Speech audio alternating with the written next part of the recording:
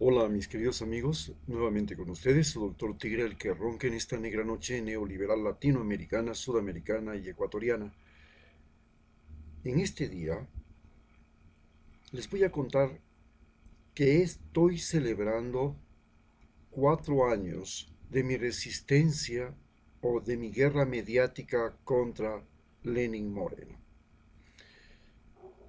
Esta guerra mediática ustedes la pueden ver y la pueden registrar cómo ha sido día por día siguiendo todas estas charlas que ustedes tienen a su haber y que superan 1800. Pero, ¿qué es lo que originó esta guerra mediática que estoy librando y en la que pues espero poder terminarla con la caída de Lenin Moreno y no continuarla porque se supone que o tengo la esperanza de que Andrés Arauz y Rafael Correa puedan volver al poder y en este momento yo soy su aliado. Pero vale señalar, y esto es lo que voy a hacer en este momento,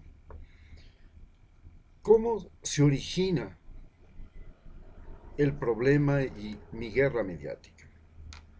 En la guerra mediática que yo estoy sufriendo, he librado, y las causas de esta guerra mediática son, en un principio, vale señalar, una traición del gobierno de Rafael Correa y un segundo momento, una traición del gobierno de Lenin Moreno. En el año 2008, yo dejo mi trabajo con la Fundación Ecotrackers porque se me hace imposible continuar mi trabajo en ella debido a que hay una crisis inmobiliaria en Estados Unidos y en toda Europa y ya no tengo el voluntarios que vienen acá a trabajar conmigo en los 14 parques nacionales y en las 10 nacionalidades indígenas con las que trabajaba. Y me veo en la forzada necesidad de salir de esa situación porque además sube el gobierno de Rafael Correa y estigmatiza a las fundaciones.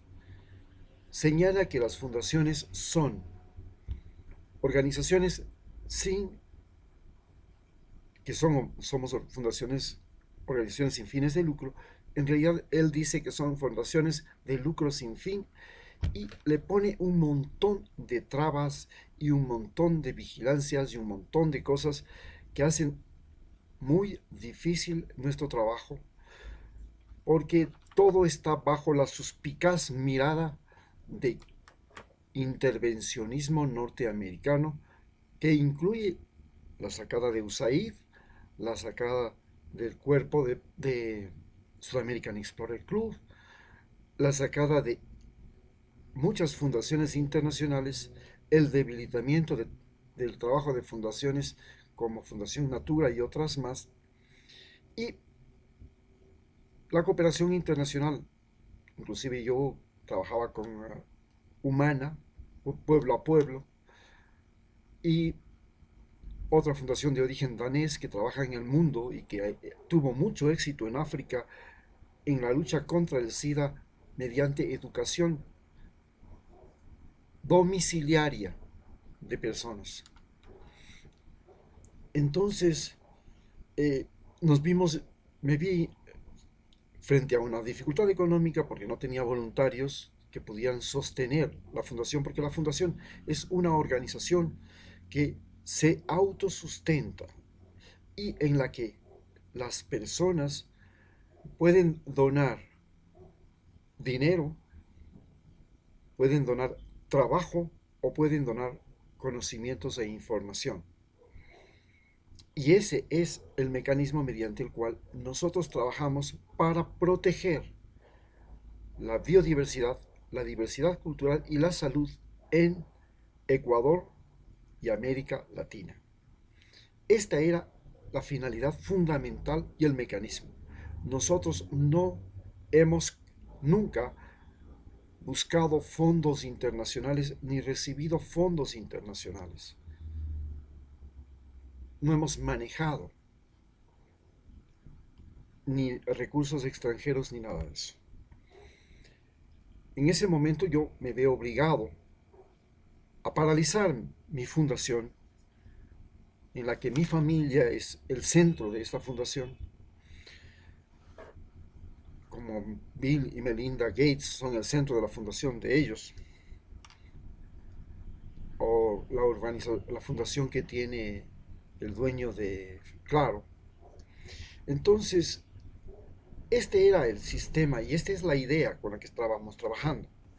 Pero entro a trabajar entonces en el Ministerio de Salud en un pequeño pueblo, La Concepción, muy pobre, tan pobre que las casas se desmoronaban y se destruían.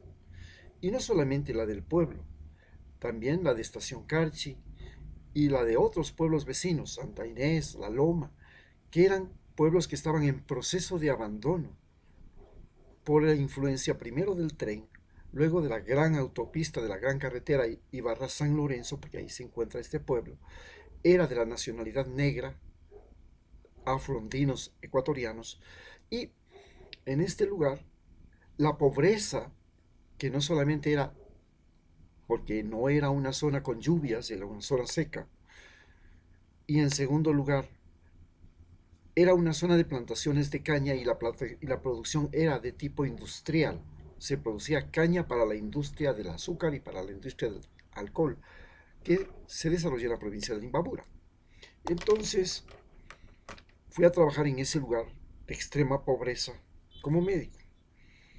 Pero luego también pasé a trabajar en la estación en Guayupe, en la mitad de la vía entre Ibarra San Lorenzo, en la zona que se llama San Juan de Lachas, también perteneciente a la provincia del Carchi, donde estaban fundamentalmente la nacionalidad Aguá. Esta nacionalidad Aguá y el mestizaje que se había producido con ella, los apellidos de allí, todos eran de apellidos Aguá. Esta nacionalidad es una nacionalidad que vive en Colombia y en Ecuador y es más grande en Colombia, pero vive el conflicto fronterizo. Y Ecuador en ese momento, en el año 2008, entra en un conflicto fronterizo con Colombia porque Uribe invade Ecuador en la zona de Angostura, en la provincia de Sucumbíos, para matar al segundo de las FARC, Reyes. Y nosotros vivíamos en esa zona el problema de la guerra interna de Colombia, donde las FARC, las autodefensas y el ejército colombiano libraban una guerra en el borde fronterizo junto con los narcos. Y en esa guerra los Aguá habían sido desplazados hacia Ecuador, junto con un gran desplazamiento de colombianos que, recordemos, llegamos a tener más de 240.000 colombianos en Ecuador, de los cuales finalmente 60.000 se asentaron y vinieron a vivir en el país. Nosotros en esta zona fronteriza teníamos que recibir a las familias de de todas las partes en conflicto que migraban acá mientras sus maridos estaban librando combates al otro lado del río San Miguel. Ese era el área donde yo estaba trabajando. Y en ese trabajo, después de ese trabajo, paso a trabajar en un documental, una serie de documentales que produzco para Ecuador TV mediante un concurso que lo gano, que se llama Mírame Ecuador. Gano el concurso para hacer documentales y hago una serie de documentales que se llaman Salud y Vida en la mitad del mundo, que se proyectaban por Ecuador TV, en la que cuento la historia de las nacionalidades y etnias de Ecuador. Especialmente alcanzo a contar las de la sierra, las de la costa, pero no alcanzo a terminar a pesar de que hice la filmación de la Amazonía. Y logro hacer en 12 capítulos la presentación de lo que ha sido la historia de los Aguá, los Otavalos, los Cayambis, los Panzaleos, los Puruáes, los cañaris, los afroesmeraldeños, los afroandinos, el mestizaje en, en el borde de la cordillera occidental y los montubios como las principales series que hago, además de los mulatos del sur de Esmeraldas. Hago todo esto y este trabajo lo presento y es un trabajo de investigación, de filmación y de análisis. Pero en ese momento, en el año 2010, mientras estoy haciendo eso, sucede el levantamiento del 30 de septiembre de la policía que intentan un golpe de Estado y yo personalmente voy a defender a Ecuador TV donde soy agredido, recibo un golpe en la nuca y sangro,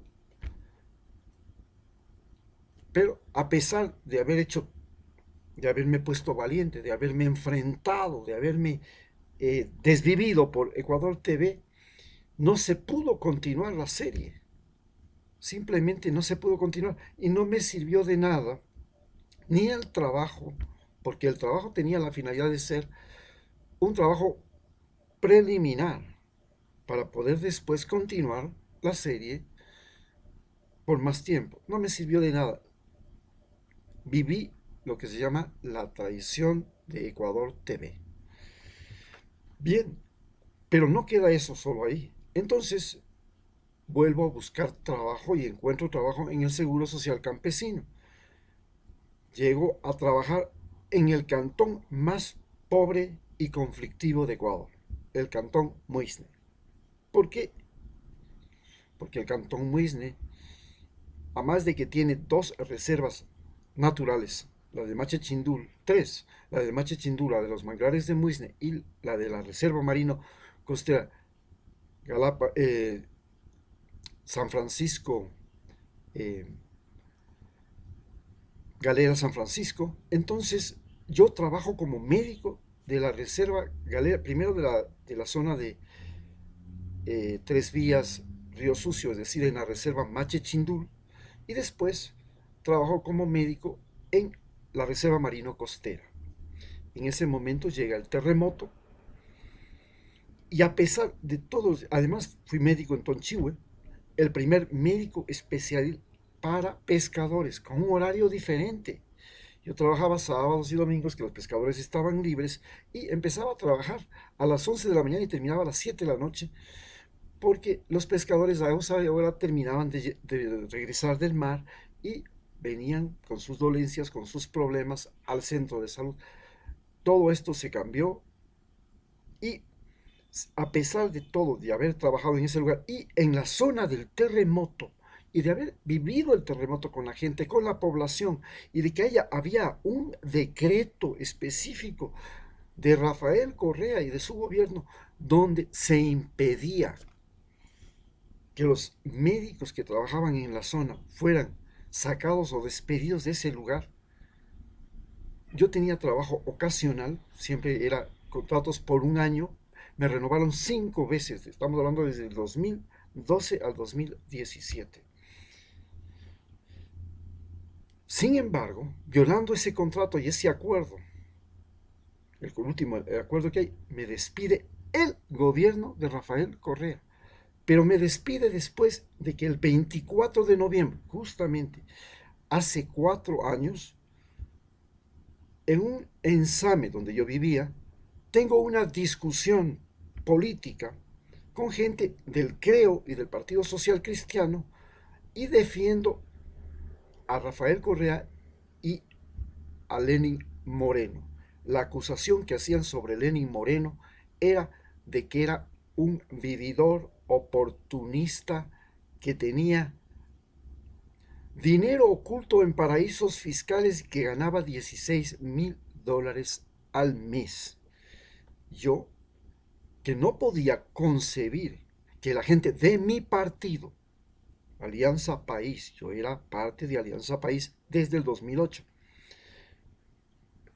tuviera ese comportamiento, al defenderlo, fui agredido luego por estas personas que Y mi agresión fue de tal manera, ustedes van a ver adjunto algunas fotos que las mando, que tuve que ser hospitalizado. Me abrieron el abdomen a patadas, me produjeron una hernia abdominal, me despedazaron la boca, me desviaron la nariz, perdí los dientes. Y todo eso por defender a Lenin Moreno. Pero antes de que Lenin Moreno se fuera, el 24 de marzo del 2017, me llega el despido. ¿Cómo es eso? Yo defiendo al gobierno, soy médico, defiendo a la población, tengo 7,000 firmas de pacientes que dan certificación de que fueron, en la mayor parte de ellas, casi en el 87%, satisfechas con mi trabajo. Las recogía todos los días desde que llegué, desde la época en que, desde el año 2015 hasta el 2017. 7,000 pacientes. Ni eso sirvió. Fui despedido por el gobierno de Rafael Correa. Me traicionó el gobierno de Rafael Correa. Y el gobierno de Rafael Correa no me traiciona solo a mí. Le traiciona primero a Fausto Dután, que es el director del Seguro Social Campesino, porque prefiere a Richard Espinosa, que dirigía el Seguro Social, que a Fausto Dután. Y cuando lo sacan a Fausto Dután, como yo era muy aliado y muy ligado a Fausto Dután, e inclusive le hice algunos documentales de su trabajo, me sacan a mí también. Soy traicionado por los altos funcionarios de la última parte del gobierno de Rafael Correa. Soy traicionado entonces por Rafael Correa. Pero luego libro 2 años de una batalla legal que finalmente la doy por perdida en el gobierno de Lenin Moreno. Y a través de esta batalla legal en el gobierno de Lenin Moreno, me voy dando cuenta de cómo Lenin Moreno traiciona no solamente a Rafael Correa, a todos los que éramos de Alianza País y a todos los que votamos por él y a los que nos expusimos. Así pues, a partir de eso, puedo decir que pude descubrir entonces, y en este momento lo señalo, cómo se originó y se determinó que todos los ecuatorianos hoy tengamos encima y padezcamos no solamente del peor gobierno de la historia, sino de la pandemia, que este gobierno la multiplicó y la complicó, y de la crisis económica, de la que con la pandemia y el mal gobierno tiene dimensiones colosales dentro de América Latina, siendo, junto con Argentina y Venezuela, Ecuador el país más susceptible a que la recuperación económica no pueda ser antes de los próximos 3 años. Quiero entender cómo fue posible que Correa, Alianza País y Lenin Moreno finalmente nos hayan traído a esta situación. Me dicen, pero Correa no nos trajo. Bien, vamos a descubrir eso. Yo estoy ahora con Rafael Correa y con Andrés Arauz, no porque no sepa y no haya sufrido su traición, sino porque específicamente creo que él, en su gobierno, antes de llegar al periodo del momento crucial que fue el terremoto, y desde el terremoto en adelante, desde el 2016, antes de llegar al terremoto y durante el terremoto, hasta ese momento su gobierno fue algo extraordinario, muy bueno. Y yo me entregué en cuerpo y alma a defender la revolución ciudadana. Pero desde el 2016, en que ante mis ojos una asambleísta alterna, Nancy Basulto, y su marido, de apellido Serrano, enferma de cáncer, y siendo los dos altos funcionarios del gobierno en la zona y representantes en la Asamblea Nacional, a su marido se niegan a atenderle en el Hospital Nuevo de Esmeraldas en la fase terminal de su cáncer. Tiene que morir con todo el desamparo y la crisis económica que generó esa enfermedad y los costos que le costó a él, porque el Estado no asumió lo que era constitucionalmente obligatorio, que decía la Constitución y la ley dice en Ecuador que los enfermos de alta demanda, ¿cómo se llama esto? De enfermedades terminales como esta, o de enfermedades de alto riesgo que necesitan tratamientos prolongados como cánceres, trastornos genéticos, etcétera, es obligación del Estado mantenerlos. Se traicionó también aquella asambleísta de Alianza País, con la que yo tenía una gran relación, porque ella tenía un restaurante en Tonchihue, y yo iba a comer cuando era médico de Tonchihue en su restaurante, y ella y yo, junto con don Serrano, gestionamos para hacer un centro de un instituto superior tecnológico en Tonsupa. Primero lo quisimos hacer en Tonchihue, no se pudo, dijeron que el terreno no les gustaba, logramos que se legalice y se empiece en Tonchihue, lo cual nunca se terminó. Se tuvo el terreno, el municipio puso todo y ahí está muerto el terreno detrás del UPC de Tonsupa. Juntos hicimos eso, pero al ver esta traición dije algo está mal en el gobierno de Correa y sabía que Richard Espinosa estaba dentro del movimiento Alianza País, del que yo era miembro, creando otro movimiento que se llamaba Nueva Generación para conspirar contra Correa. Y ese movimiento fue el que le patrocinó a Lenín Moreno. Bien, en esta larga charla que hoy día vamos teniendo, vamos a entender por qué y cómo Rafael Correa comete el terrible error de permitir que Lenín Moreno y 50 traidores lleguen a ser poder en el Ecuador. ¿Cómo se pudo producir eso? Rafael Correa, un individuo pobre, becado desde la infancia en colegios con cierto nivel económico, católicos, la Universidad Católica de Guayaquil, Lovaina en Bélgica, Illinois en Estados Unidos, regresa de profesor a la Universidad de San Francisco y en este trayecto pierde contacto con el pueblo pobre. No sabe lo que es viajar en bus, no sabe lo que es comer en mercado, no sabe lo que es... Y cuando llega al poder, quiere desde el poder volver a establecer aquella relación que solamente una vez en su vida tuvo cuando fue a hacer una pasantía allá por las montañas de Quilotoa. Bien, es un individuo que llega al poder, pero está desconectado e ignora la que es el verdadero pueblo. No tiene una dimensión exacta. Y cuando llega, crea el movimiento Alianza País para llegar al ser poder.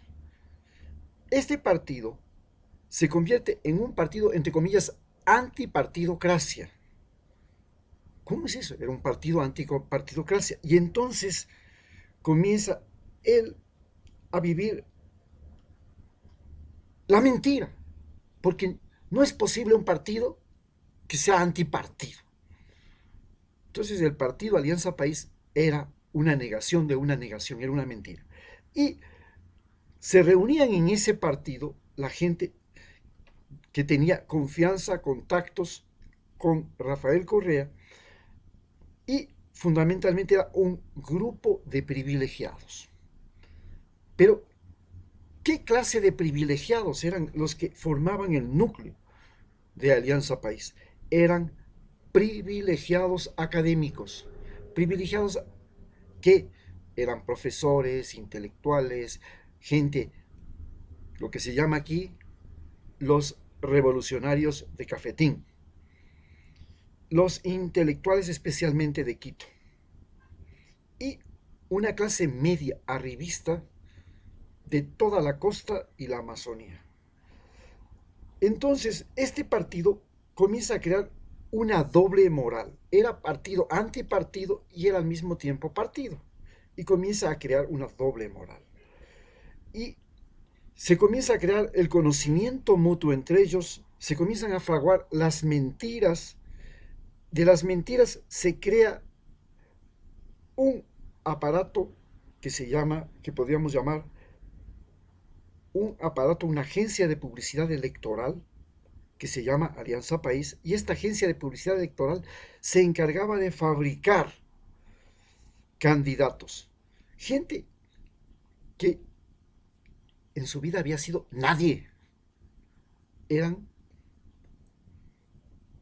como Diosito, querían convertir del barro seres humanos, le tocaban al barro y convertían en seres humanos, hizo Dios. Ellos querían tocarle al fulanito, que era el que les parecía más conveniente, le ponían encima a la varita mágica y se convertían en semidioses llamados candidatos, que tenían todas las virtudes del mundo, y se llegaron a engañar tanto con esos candidatos fabricados para marketing, mediante el marketing, que le engañaron a Rafael Correa. ¿Y cómo le engañaron? Uno de los productos del marketing fue Lenín Moreno. Es un individuo discapacitado que tenía, entre otras cosas, no era rico, era semi-analfabeto, porque hay dos, se puede decir que hay diferencia. Ahora ya no es semi-analfabeto el que no tiene conocimiento. Semi-analfabeto es el que pierde contacto con el conocimiento. Si yo soy médico y ya no sigo estudiando medicina, me convierto en un semi-analfabeto de la medicina. Si yo soy ingeniero y no sigo practicando y estudiando ingeniería, me convierto en un semi-analfabeto de la ingeniería. Si soy economista y no sigo, si soy contador y no me actualizo en las últimas normas de contabilidad, me convierto en un semi-analfabeto. Y Lenín Moreno era un semi-analfabeto que estudió administración de empresas y carecía realmente de conocimientos sobre su pueblo. No tenía una relación con el pueblo. ¿Por qué no tenía una relación con el pueblo? Era un paralítico que se había vinculado con la élite política de Abdalá Bucaram, de Gutiérrez, y desde su departamento, que está en la clase media alta de Quito, allá en la urbanización exterior, entonces veía al mundo desde el otro lado del vidrio, veía al mundo desde el otro lado de la televisión, veía al mundo desde el otro lado de la pantalla. No sabía lo que es viajar en un bus, no sabía lo que es comprar en el mercado, no sabía lo que es pagar una deuda, no sabía lo que es tener un hijo enfermo y correr a hacer cola en el hospital. Eso no sabía, él no había vivido eso. Era un tipo desconectado, igual que Rafael Correa, de el mundo. No sabía lo que es viajar en bus. Por eso les digo todo. Porque en este país, el que sabe lo que es viajar en bus, lo que es viajar en ranchera, ese es el que sabe lo que es el Ecuador. Yo viajaba todos los días, 90 kilómetros de diarios en bus, de Same al Cabo San Francisco, de Cabo San Francisco a Same, de Esmeraldas a Quito, de Quito a Esmeraldas, y consideraba que el bus era el mejor laboratorio social que existe. veía al vendedor, veía al de al lado, veía la conversación del de atrás, todo. Era el mejor lugar de contacto con la población que yo conocí. Pero como en su calidad de discapacitado, él era un candidato inclusivo. Quería ser un candidato inclusivo y esta política de inclusión que estaba de moda en el país incluía incorporar a las mujeres. Sí, ya no podía ser posible tener un país donde la mayor parte sean mujeres, pero la menor parte de funcionarios públicos y de representantes en el Estado sean hombres. ¿Cómo es eso? Si la mayor parte son mujeres. En Cuba puede darse eso, porque allá la mayor parte son hombres y hay menos mujeres, pero aquí en Ecuador hay más mujeres que hombres. Segundo, teníamos 8% de afros, 12% de indígenas, la mayor parte mestizos, solamente un 8% de negros, de blancos. Entonces, ¿cómo diablos es que los blancos son los que están ahí en el poder y los demás están viéndolos a los blancos cómo hacen el show? Se pensó entonces en un gobierno y en una constitución inclusiva. Y por supuesto, un país de discapacitados. ¿Por qué? Porque en este país la malnutrición nos llevó a tener un montón de chunchitos aquí en la sierra, llamados hipotiroideos por el bocio, y no fue sino hasta que llegó los años 80 en que Rodrigo Fierro logra introducir aquí en el Ecuador, el endocrinólogo, la sal yodada y la inyección de yodo y comenzamos a cambiar la historia de los chunchitos, pero teníamos un montón de discapacitados.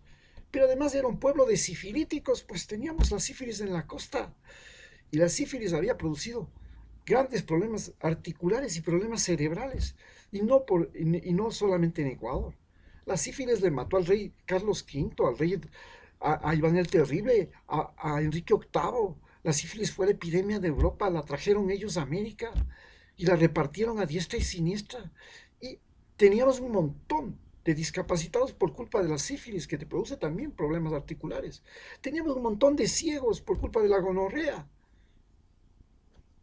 La gonorrea llegó con los españoles y nos dejaron por siglos ciegos y ciegos y ciegos por la gonorrea y la ceguera. Y estas enfermedades, entre otras más. Tenemos la polio, que también llegó y barrió con todo el país. Y todo eso hacía que realmente nuestra población de discapacitados era enorme. 1.400.000, es decir, el 10% de los habitantes del país en el momento en el que se hacían las campañas Manuel Espejo, en la que yo mismo participé y en la que pude darme cuenta cómo era la sabiduría de Lenín Moreno. La gente que tenía cataratas no la operaban los hospitales estatales, la operaban fundaciones que tenían arreglo económico con la vicepresidencia. Y las sillas de ruedas también la proveían empresas que tenían arreglo económico con el vicepresidente. Y los colchones antiescaras también la proveían empresas que tenían arreglo económico con el vicepresidente. O sea que la famosa caridad se basaba en aquel pensamiento de a caballo regalado no se le mira el diente. Y entonces él métase plata por aquí y luego apareció con dinero en paraísos fiscales. Y le preguntaba yo a todo el mundo, ¿por qué diablos no le puede operar el hospital de Tulcán, que tiene oftalmólogos? Y tiene que operarle la Fundación X y Z. Y eso me llamaba la atención. Y así fue como llegamos al hombre de la mentira. Y Rafael Correa no alcanza a darse cuenta que lo han engatusado, que lo utilizan como caballo de Troya. Y llega y se presta para colocar en el poder a Lenín Moreno y a 50 hijos de su madre, que son los asambleístas que se repartieron los hospitales en plena pandemia, que se repartieron las compras públicas en plena pandemia, y que después se dedicaron a hacer todos los mecanismos, entre esos el Consejo Interino de Participación Ciudadana, para terminar persiguiéndolo, para terminar haciéndole sufrir a Rafael Correa con lágrimas la prisión de su verdadero y mejor amigo, Jorge Glass, y ahora la persecución de sus más cercanos colaboradores. Y no contento con eso, ver que su pueblo de Guayaquil no tenía cómo enterrar a los muertos, y los muertos estaban metidos en cajas de cartón o botados en fundas de plástico en las calles. ¿Cómo diablos un guayaquileño tiene que pagar con lágrimas aquel error? Y entonces todos nos hemos unido para luchar contra un gobierno que nos ha llevado a esto, que convirtió la mentira, la traición, la difamación, el enjuiciamiento, que corrompió la ley, que creó, nos convirtió nuevamente en patio trasero y en base militar norteamericana, que nos quitó el derecho de saber que nuestra policía respondía a intereses de los ecuatorianos y no a intereses norteamericanos, al igual que el ejército. ¿Cómo diablos llegamos a caer tan bajo? Y es por eso que estoy ahora no solamente con Rafael Correa, estoy con Evo Morales, estoy con el mismo Maduro, a pesar de que no haya sido la mejor elección de Hugo Chávez. Estoy con Lula, estoy con Cristina. ¿Por qué? Porque ellos nos hicieron despertar de aquel letargo que durante 200 años hemos vivido, desde el día en que nos independizamos de los españoles. Un letargo que se ha traducido en 46 constituciones y 119 gobernantes, en un país que apenas tiene 190 años de historia. Tenemos tantas constituciones como presidentes tiene Estados Unidos en sus 250 años de historia. No puede ser posible. Donde la materia prima, nuestros recursos naturales, son saqueados. Y son saqueados primero por nuestra propia gente, los camaroneros, los pesqueros, los explotadores de las minas de oro clandestinas que están ahora por todo lado, los deforestadores, las empresas forestales, ahí le tenemos. Y todas esas, vemos nosotros cómo nos devastan, cómo nos destruyen la naturaleza, cómo nos saquean, y luego cómo nos pagan salarios miserables, cómo nos han pagado mal. Y uno de los terribles errores que cometió Rafael Correa fue la inestabilidad del trabajador público. A pesar de que hizo leyes para favorecer, permitió la existencia de un código, de una ley, que le permitía contratar trabajadores públicos como yo, médico, y le podían votar por un quítame las pajas y cuando le dé la gana. Y lo mismo hizo con los ministros. Los tuvo peloteados de aquí para allá y nadie podía entender cómo un ministro de Agricultura podía terminar de ministro de Defensa. O cómo un ministro de Relaciones Exteriores terminaba de ministro de Defensa. Oiga, o como ministro, o como algo peor, como de director provincial del Seguro Social Campesino podía terminar un egresado de la peor universidad, la Universidad Técnica de Esmeraldas, en ingeniería comercial. Si era una organización, era un servicio en el que habían auxiliares, enfermeras y médicos al servicio de comunidades. Por último, podía ser de director el líder de una organización campesina, de Seguro Social Campesino. ¿Pero por qué tenía que venir? Nos pusieron de directores de hospitales, administradores de empresas. ¡Qué desastre! ¿Cómo llegamos a esa tontería? ¿Cómo podía ser para mí soportable un individuo yo he sido profesor de la Facultad de Medicina, de Historia y Geografía de la Salud, en saneamiento ambiental, en salud pública? ¿Cómo podía aceptar que me venga a dar órdenes un tipejo que no podía entender que en ese momento estoy atendiendo a una paciente con eclampsia y que no puedo ir a asistir a una orden de él de que yo vaya y me presente? Oye, ¿cómo llegamos a ese punto? ¿Cómo Rafael Correa perdió la perspectiva, la visión? Muy sencillo. Vanidad de vanidades, todo es vanidad. Pero la vanidad no siempre ha sido algo terrible y el poder tampoco. Gandhi no perdió la cabeza cuando llegó al poder. Tampoco perdió la cabeza Simón Bolívar. Tampoco la perdió la cabeza Lincoln. Tampoco perdió la cabeza.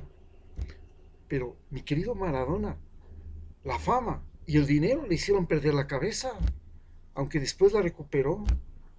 Pero Messi la tiene perdida. Ahora él vive la vanidad. Y así perdimos la cabeza. No pudo. Cometió errores garrafales.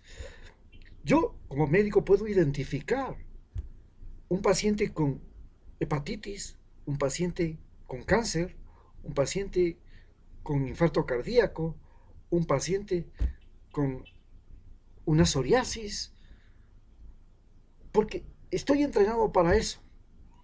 Rafael Correa está entrenado para reconocer los méritos de las personas.